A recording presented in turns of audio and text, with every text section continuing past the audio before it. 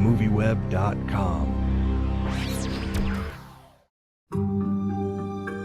In 1973, England's most beloved soccer coach was Don Revie. Best manager in the country, Don Revie. Prepares a file on every game. Leaves nothing to chance. They're here. But one man would change everything. Welcome to Derby, Don. Pleasure to meet you. I'm Brian Clough. I have to beat him, Pete. Beat him if it's the last thing I do. So you were aware of the story and the rivalry between Leeds and Derby before you made the film. What about the story attracted you to the project? Well, to be honest, I wasn't really aware of the rivalry. I was aware of Clough because he was a huge figure in Britain, you know, way beyond football or even sport. He was just a great sort of cultural icon in our country. So I was very much aware of him and everything he went on to achieve after the events of this film. But this one little period of terrible failure and wretched misery in his life was, you know, in sharp contrast to the achievements he had on either side. So I was more aware of his achievements than this particular period.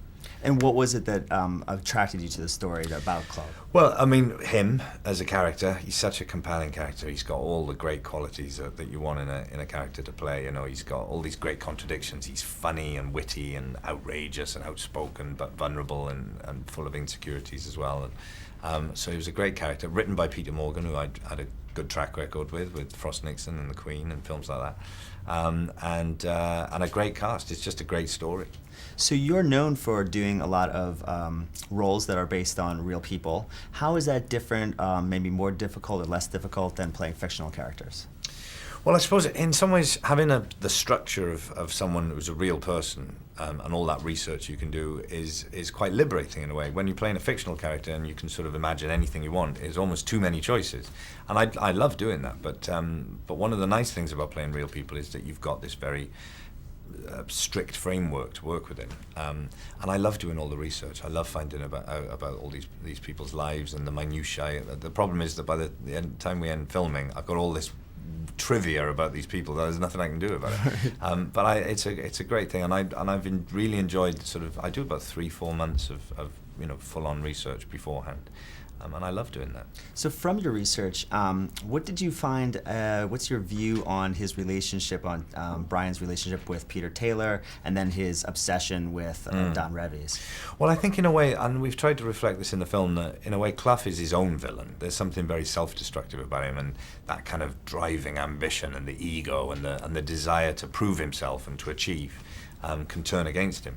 So in a way, he's got both villain and hero in him. And I think the heroic part, the healthy part of him, is attracted to the relationship with Taylor, which is a good relationship, and they achieve so much, and they need each other, and they rely on each other, and that's a good thing. Then the very unhealthy relationship is the one with Revie and Leeds United, this kind of siren song that he hears that he has to go to, even though he knows he's going to be destroyed by it. So I suppose that's what I sort of realized about those two relationships.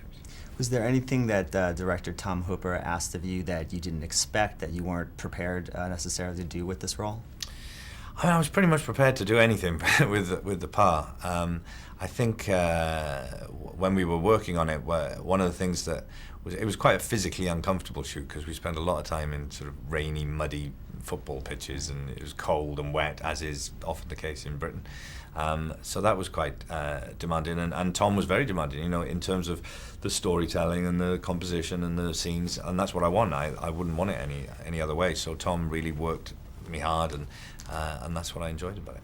Were you a fan of football yourself? You seem very skilled in the scene where you're dribbling with the ball. Yeah, well, it was an opportunity to kind of bring the two passions of my life together, really, football and acting. I was going to be a football player when I was a kid. That's what I wanted to do. It's all I was obsessed about, and I got the chance to go to Arsenal when I was much younger.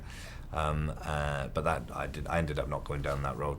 So this was great to be able to show off, you know, what I used to be able to do when I was younger. Oh, that's great. And finally, what do you hope, especially American audiences, take away from this film after they see it? Well, I hope in the same way as with The Queen and Frost Nixon that it's just a really entertaining story. And I mean, it takes place in the world of football, but that's just a backdrop in the way that, you know, you didn't need to know too much about politics to enjoy Frost Nixon, but if you do, you know, you enjoy it as well. So I'm hoping that people will just find this a compelling story about amazing characters, full of complexity, funny and moving, and it's a great story of sort of redemption in lots of ways.